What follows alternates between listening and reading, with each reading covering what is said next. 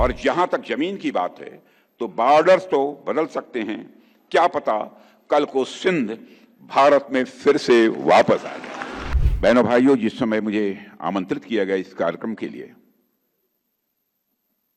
तो मैं सच कहता हूं कि मुझे बेहद खुशी हुई है।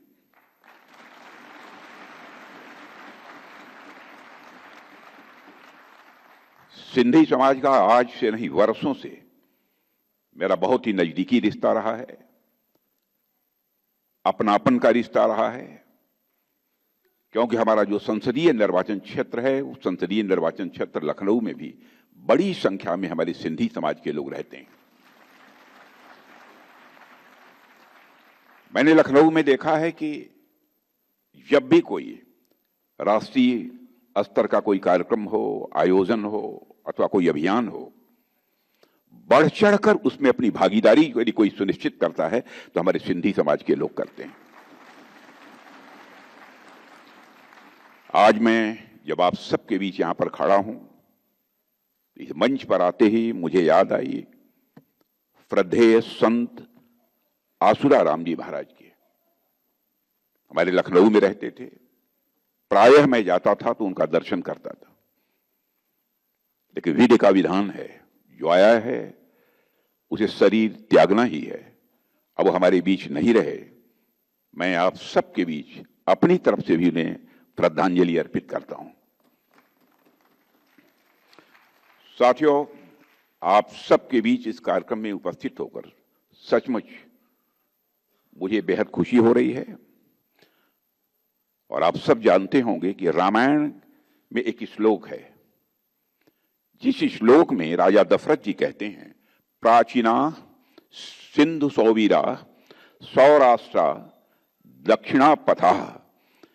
इस श्लोक से साफ हो जाता है कि सिंधु प्रदेश राजा दशरथ के राज्य का हिस्सा था। और इस श्लोक से यह भी साफ हो जाता है कि सिंधु प्रदेश राजा दशरथ जी के राज्य का हिस्सा था, और सिंध वह क्षेत्र भी है जहां वेद ज्ञान सबसे पहले आया है। ओम का उच्चार भी यहां सबसे पहले हुआ है, यही इसकी विशेषता है। भारत देश की सनातन संस्कृति में मैं जानता हूं कि हमारी सभ्यता की शुरुआत सप्त सिंधु के रूप में जानी जाती है। जहां मां गंगा को हमारी संस्कृति में सबसे पूज्य माना गया है, वही सिंधु नदी तो भारतीय अस्मिता की सबसे बड़ी प्रतीक मानी जाती है। और आप में से कई लोग इस बात को जानते होंगे कि दूसरे देशों में भारत की पहचान ही सिंधु नदी से की जाती है, जिसे रोमन लोगों ने इंडस रिवर कहा है। भारत के बारे में जिस पश्चिमी इतिहासकार ने लिखा है उसका नाम है मेगास्थनीज, और उसकी किताब का नाम है इंडिका। यानी भारत की कल्पना आप सिंधु नदी के बिना तो कर ही नहीं सकते। भारत के विभाजन के कारण मेरे साथियों, सिंधु नदी का एक बड़ा हिस्सा आज तो पाकिस्तान में चला गया है। पूरा सिंध प्रांत ही आज पाकिस्तान में है, मगर इसका अर्थ यह नहीं है कि सिंध और सिंधी समाज का महत्व हमारे लिए आज कम हो गया है। इसका यह मतलब नहीं है। हमारे लिए उनका महत्व आज भी उतना है जितना हजारों साल पहले था।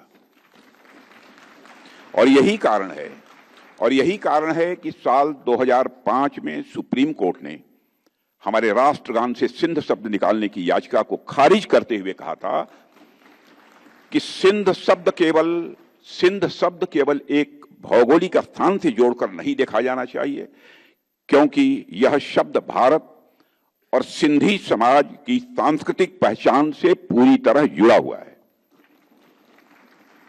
आज भी हम लोग बड़े गर्व से गाते हैं पंजाब, सिंध, गुजरात, मराठा, और आगे भी गाते रहेंगे, सदैव गाते रहेंगे। जब तक हमारा अस्तित्व है तब तक हम गाते रहेंगे।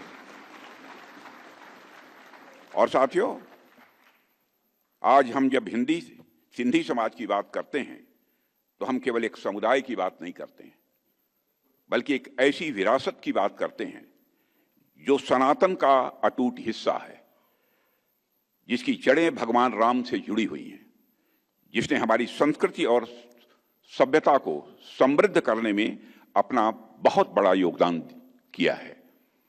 ऐसी विरासत को मैं हृदय से प्रणाम करता हूं। देवियों और सज्जनों, आज सिंधी समाज भारत और विश्व भर में अपनी मेहनत और प्रतिभा के लिए जाना जाता है। सिंधी समाज ने अपनी मेहनत से, अपनी प्रतिभा से भारत में ही नहीं बल्कि विश्व में एक अपनी पहचान बनाई है, और सिंधी समाज ने अपनी अनूठी पहचान को बराबर बनाए रखा है। यह सिंधी समाज की सबसे बड़ी विशेषता है।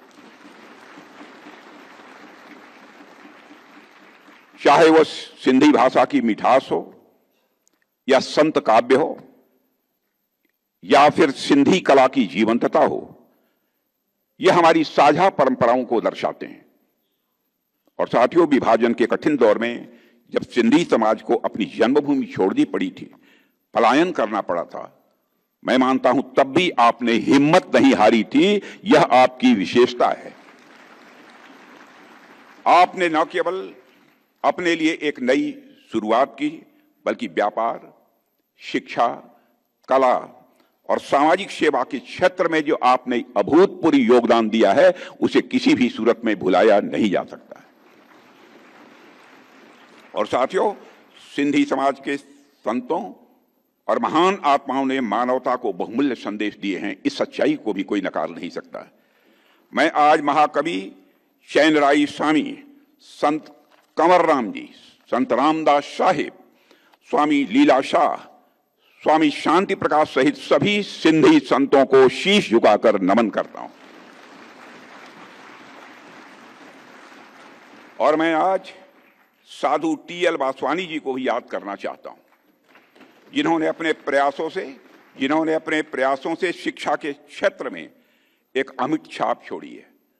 और साथियों, उन्होंने वेजिटेरियन लिविंग के विचार को बढ़ावा देने के लिए और एनिमल वेलफेयर की दिशा में महत्वपूर्ण जो कार्य किए हैं, उसे यह भारत देश कभी भूल नहीं सकता है। मेरे बहनों भाइयों, जैसा कि मैंने पहले भी कहा है कि इस कार्यक्रम में आकर मुझे बेहद खुशी हो रही है, और इस प्रसन्नता का एक और कारण है, वह है इस कार्यक्रम का प्रायोजन। आज हम नागरिकता संशोधन विधेयक के संबंध में यहां एकत्रित हुए हैं। जैसा मुझे बताया गया है, वर्ष 2019 में मैंने ही लोकसभा में इस नागरिकता संशोधन विधेयक को पेश किया था। यह विचार गृह मंत्री रहते हुए मेरे मन में कैसे आया था? ये बैठे हैं हमारे लखनऊ के लोग, सब सारे लोग यहां, इन लोगों ने इसकी जानकारी मुझे दी थी और बताया था ऐसा कुछ होना चाहिए। और मुझे इस बात की भी जानकारी मिली कि कुछ सिंधी समाज के और विभिन्न वर्गों के लोग जो कि नॉन मुस्लिम हैं, वह दिल्ली में भागकर आए हुए हैं और झोपड़ियों में बड़ी दयनीय स्थिति में वो रह रहे थे। मैं स्वयं उनको देखने गया था, और वहां से लौटने के बाद मैंने फैसला किया कि इनको समुचित नागरिकता देने के लिए जो भी कानून आवश्यक होगा हम बनाएंगे। प्रधानमंत्री मोदी जी से मैंने बात की, मैंने कहा मैं इस दिशा में अब आगे बढ़ रहा हूं। बिल तैयार हुआ, लोकसभा मैंने पेश किया, लोकसभा में पारित भी हुआ, लेकिन वह 2019 का अंतिम दौर था, कुछ ही महीने शेष बचे थे, राज्यसभा में बहुमत नहीं था। मैंने कई विपक्ष के लोगों से भी बात की, लेकिन लोगों ने समर्थन देने से इनकार कर दिया। तो मैंने कहा चलिए, इस साल नहीं होगा तो अगले साल तो पास होकर ही रहेगा। और फिर जब गृह मंत्री अमित जी बने, तब मैंने उनसे कहा और उन्होंने फिर उस काम को आगे बढ़ाया। देवियों, सज्जनों, यह बात ध्यान देने वाली है कि हमारी सरकार ने कई पड़ोसी देशों से धार्मिक उत्पीड़न से बचने के लिए वर्ष 2024 तक भारत आए अल्पसंख्यक समुदायों के सदस्यों को बिना पासपोर्ट के भारत में रहने की अनुमति दी है। आज मैं कह सकता हूं कि हमारे पड़ोसी देशों के इन भाइयों और बहनों का सम्मान से ही जीने का अधिकार भारत में मिल रहा है, और इस अधिकार को दुनिया की कोई ताकत छीन नहीं सकती है। और मैं यह भी कहना चाहूंगा कि पड़ोस के कई देशों में अल्पसंख्यक समुदाय वर्षों से यातना झेलता रहा है। उनके घर जलाए गए, उनके बच्चों को मारा गया, बेटियों के साथ जुल्म अत्याचार किए गए, लोगों का जबरन धर्म परिवर्तन कराया गया। उनमें से कई लोग जब किसी तरह अपनी जान बचाकर भारत आए तो तुष्टीकरण करने वाली पूर्व की कई सरकारों ने भी उन्हें जो राहत देनी चाहिए, राहत देने की बात तो दी दूर, उनके साथ जिस तरीके का व्यवहार किया गया उसकी जितनी भी निंदा की जाए वह कम है। एक खास समुदाय के वोट बैंक को केवल खुश करने के लिए उन्हें अपना अपमानित किया गया, जलालत उन्हें झेलनी पड़ी। पड़ोस के देशों से आने वाले एक विशेष वर्ग को शरण दी गई, लेकिन इस हिंदू समाज के लोग जो वाकई में इसके हकदार थे उन्हें जो अधिकार मिलने चाहिए थे वो अधिकार नहीं दिए गए। उनके कष्ट को जो समझा जाना चाहिए था, जिस संवेदना के साथ समझा जाना चाहिए था, वो नहीं समझा गया। लेकिन इस पीड़ा को किसी ने समझा तो हमारे प्रधानमंत्री नरेंद्र मोदी जी ने समझा। हमने उस पीड़ा को समझा, उस दर्द को महसूस किया और हमारी सरकार ने कानून बनाकर, मेरे साथियों, यह सुनिश्चित किया कि हम उनके घाव पर मलहम लगाएंगे और हमने उस घाव को भरने का काम किया है जो घाव हमारे बहनों भाइयों को कष्ट दे रहा था, पीड़ा पहुंचा रहा था। इसलिए हम नागरिकता संशोधन विधेयक लेकर आए। अगर मैं सिंधी समाज की बात करूं यहां पर, तो सिंधी लोग सिंधु घाटी सभ्यता के वंशज हैं, जिसे इतिहासकार आज विश्व की सबसे प्राचीन सभ्यताओं में से एक मानते हैं। ऐसे लोग लंबे समय तक सेकंड क्लास सिटीजन, द्वयम दर्जे के नागरिक की तरह जीवन जिए, यह अन्य किसी को मंजूर हो सकता है, लेकिन हम लोगों को किसी भी सूरत में यह मंजूर नहीं था। भगवान झूलेलाल जी ने इस सौभाग्य को हमें दिया, मेरे बहनों भाइयों, कि हम अपने बहनों और भाइयों के लिए यह शुभ कार्य कर पाए। और एक बात मैं बहुत स्पष्ट कर देना चाहता हूं, जो इनविटेशन लेटर मुझे मिला था उसमें कहा गया था कि सिंधी समाज के लोग मेरा आभार व्यक्त करना चाहते हैं, यह लिखा हुआ था, धन्यवाद देना चाहते हैं। लेकिन मेरा मत यह है कि यह कानून कोई आपके ऊपर एहसान नहीं था, आपके ऊपर यह कोई उपकार नहीं था, यह हम सबकी नैतिक जिम्मेदारी थी, हमारे सरकार की नैतिक जिम्मेदारी थी। यह मानवीय कार्य था, यह एक मानवीय कार्य था, यह एक संवेदना का कार्य था, जिस कार्य को हम लोगों ने किया है। ऐसा समाज जो देश के लिए और अपनी मातृभूमि के लिए हमेशा खड़ा रहा है, जिसके नीयत के ऊपर सवालिया निशान कभी नहीं लगा है, जिसने स्वाधीनता संग्राम में अपना अनमोल योगदान दिया है, जिस समाज के पुरुषों और महिलाओं ने भारत की स्वतंत्रता के लिए संघर्ष किया है, जिस समाज के बहुत से व्यापारियों ने नेताजी सुभाष चंद्र बोस और इंडियन नेशनल आर्मी को अपना समर्थन दिया था, उस समाज के लोगों के प्रति हमारा दायित्व है कि चाहे जैसे भी हो, जो भी करना हो, वह सम्मान के साथ अपनी जिंदगी जिए। यह हम सबकी जिम्मेदारी बनती थी और उसी जिम्मेदारी का हम लोगों ने निर्वाह किया है। मेरे बहनों भाइयों, मैं जानता हूं सिंधी समाज के लोगों ने बहुत सारे कष्ट सहे हैं और सिंधी समाज के लोगों ने हमेशा अपनी मातृभूमि के लिए बलिदान दिया है। मैं आज हेमू कालानी जी को भी यहां याद करना चाहता हूं, जिन्हें भारत छोड़ो आंदोलन के दौरान गिरफ्तार किया गया था, उन्हें मौत की सजा सुनाई गई थी। सिंध के लोगों ने दया याचिका दायर की और ब्रिटिशर्स ने इसे मंजूर किया, लेकिन उन्होंने शर्त रखी कि हेमू कालानी जी को अपने साथ के क्रांतिकारियों के नाम उजागर करने पड़ेंगे। लेकिन हेमू कालानी जी ने इसे साफ इनकार कर दिया था। यह थी एक नेशनल स्पिरिट, यह थी एक राष्ट्र भक्त की प्रखर भावना। और हेमू कालानी जी को 21 जनवरी 1943 को फांसी दे दी गई थी। आप कल्पना कीजिए कि उस समय वह केवल 19 वर्ष के थे। 19 वर्ष के युवा के अंदर किस प्रकार से प्रखर राष्ट्रीय स्वाभिमान की भावना थी, क्या देशभक्ति का जज्बा था उस जवान का, क्या मातृभूमि के लिए उस नौजवान का प्रेम था।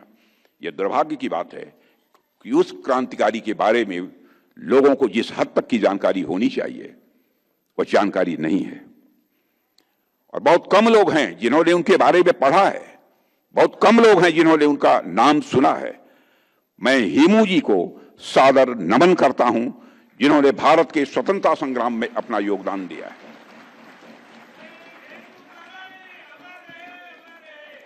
साथियों, वर्ष 1947 में जब भारत स्वतंत्रता का उत्सव मना रहा था, तब विभाजन की त्रासदी की वजह से बहुत बड़ी जनहानि हुई थी और लाखों लोगों को अपने घरों से विस्थापित होना पड़ा था। इस कारण सिंधी समाज को भी बहुत कुछ खोना पड़ा है। साथ ही उन्हें एक छल का भी शिकार होना पड़ा। वह छल किया उस समय की सरकार ने। पार्टीशन के समय कांग्रेस ने सिंध के लोगों को भारत आने के लिए मना किया। पार्टीशन के समय सिंध के लोगों को आने के लिए उन्होंने मना किया, जबकि उन लोगों को पता था कि सिंध में हिंदू माइनॉरिटीज को कितना खतरा था। भारत के विभाजन की घोषणा के तुरंत बाद अखिल भारतीय कांग्रेस समिति ने 14 जून को दिल्ली में एक बैठक बुलाई और उस बैठक में सिंध, पंजाब और बंगाल के हिंदुओं और सिखों ने विभाजन के विचार का विरोध किया था। उन्होंने इस बैठक में विभाजन के खिलाफ मतदान भी किया था और यह भी मांग की थी कि उसकी सुरक्षा के लिए प्राविधान किए जाएं। हालांकि कांग्रेस के उच्च नेतृत्व ने उनकी मांगों को अनदेखा कर दिया था। उस समय ऐसे समय में राष्ट्रीय स्वयंसेवक संघ ने सिंधी समाज की बेहद मदद की थी। मैं समझता हूं कि सिंधी समाज उसे नहीं भुला सकता है।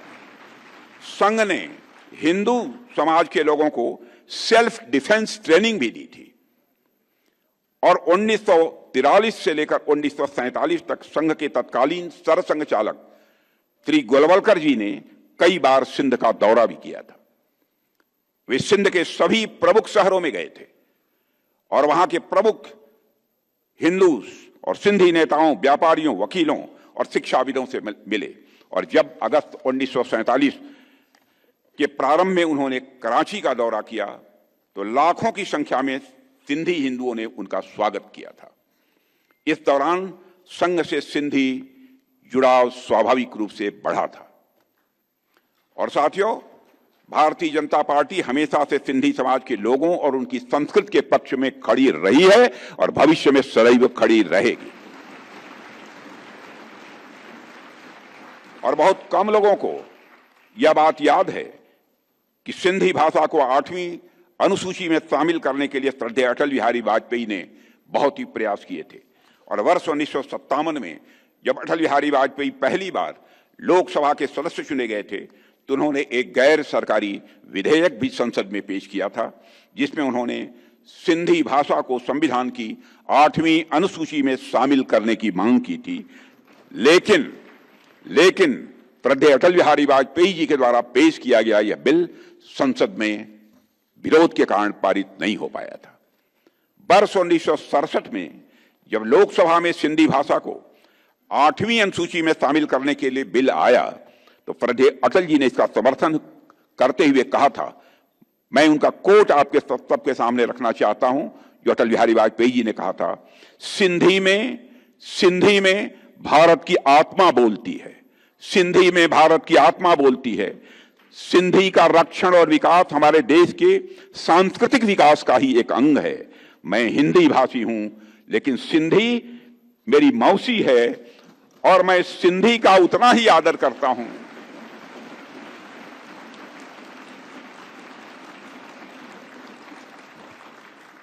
और मैं सिंधी का उतना ही आदर करता हूं जितना कि मैं हिंदी का आदर करता हूं। यह अटल बिहारी वाजपेयी जी ने कहा था। यह स्टेटमेंट इस बात का सबूत है कि हम हमेशा से ही सिंधी लोगों के सम्मान के लिए खड़े हुए हैं, उनके हक के लिए खड़े हुए हैं और सिंधी समाज के अधिकार के लिए बहरे भाइयों खड़े हुए हैं और भविष्य में भी जब भी जरूरत होगी खड़े होते रहेंगे।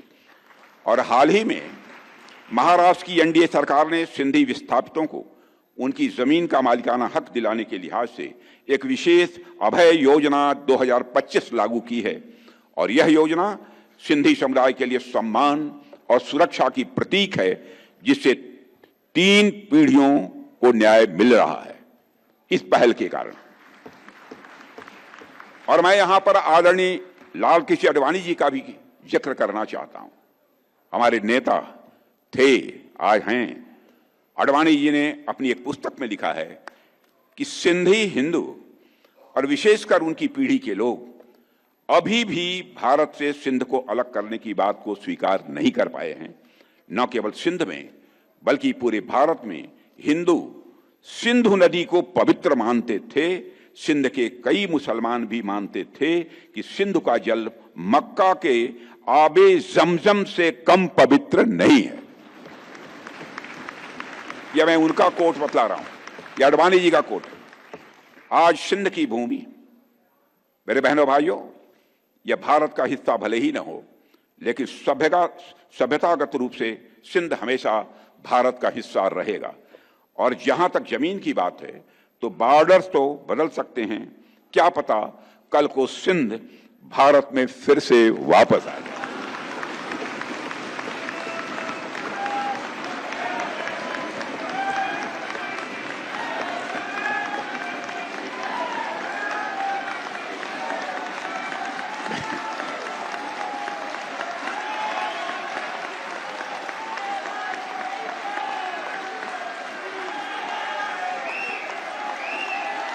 लेकिन सिंध के हमारे लोग